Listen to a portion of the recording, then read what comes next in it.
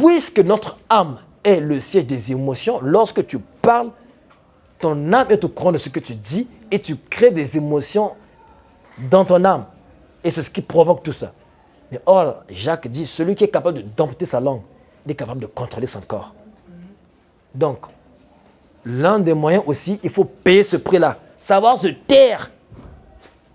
Et savoir ouvrir la bouche que pour dire ce qui est utile. Savoir se taire. Parce que vraiment l'Église a ce problème-là.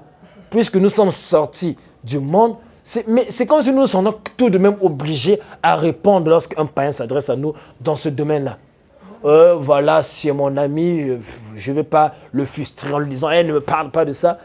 Non, tu défends ta position. Il ne va pas te tuer, il ne va pas... Bon voilà, s'il n'est pas capable déjà de respecter ta moralité, ce n'est pas donc un ami. Parce qu'un ami dit une servante de Dieu, un ami c'est celui qui réveille en toi le divin. Et un ami c'est celui qui augmente en toi l'amour de Dieu. C'est ça un ami. Donc cela veut dire que lorsque tu t'adresses à une personne qui n'a pas encore accepté Jésus-Christ, mais lorsque tu vois que votre conversation est en train de déborder, tu reviens, tu ramènes, tu dis, ne parlons pas de ça. Tu dis, mais quoi, tu es peureux ou ça fait rien, ça, je ne parle pas de ça. Parce que tu sais que quand tu parleras de ça, il y aura des répercussions dans ton âme et ensuite dans ton corps. Et ce n'est pas bon. L'apôtre Paul a dit, fouillez l'impudicité. Et il dit encore ici, tous ceux qui s'abstiennent de ces choses, ils pourront être utiles à leur maître. Donc il faut savoir se taire. La langue, il faut savoir la maîtriser, la dompter. Amen. Amen.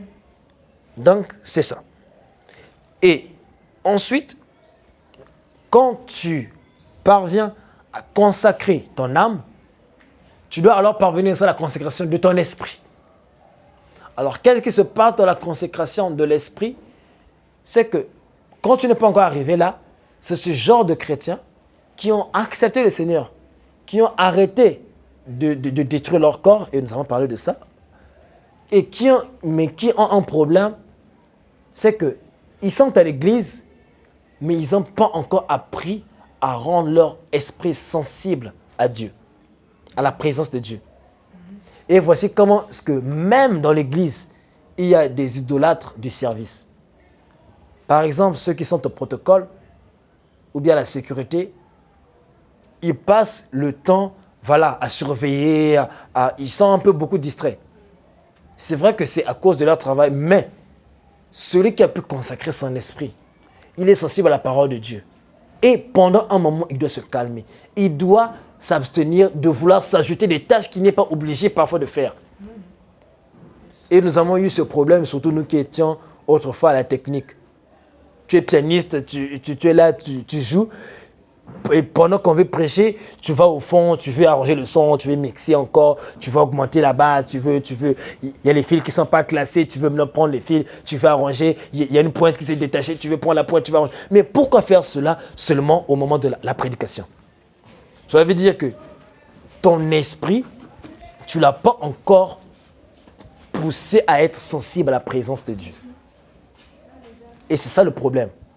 Ça veut dire que dans ton esprit, il y a encore une notion qui n'est pas comprise, la consécration. Tu as oublié que lorsque tu es né de nouveau, Dieu a mis en toi son esprit. Il n'a pas mis en toi le bébé du Saint-Esprit, non, le Saint-Esprit totalement. Mais le Saint-Esprit, c'est l'auteur de la parole. Il a besoin que tu puisses être en contact avec la parole. Parce que le Saint-Esprit m'a enseigné cela, que ce qui rend l'esprit sensible, ce qui rend notre esprit sensible à l'esprit de Dieu, c'est la parole. La parole, c'est comme, voilà, c'est toi qui vient nous nettoyer. Il vient j'ai suivi un film, excusez-moi de prendre cet exemple, j'ai suivi un film où un homme s'est recouvert comme d'écailles après avoir touché une maladie là, et cette maladie fait de telle sorte que tu as comme de la pierre sur toi. Et donc,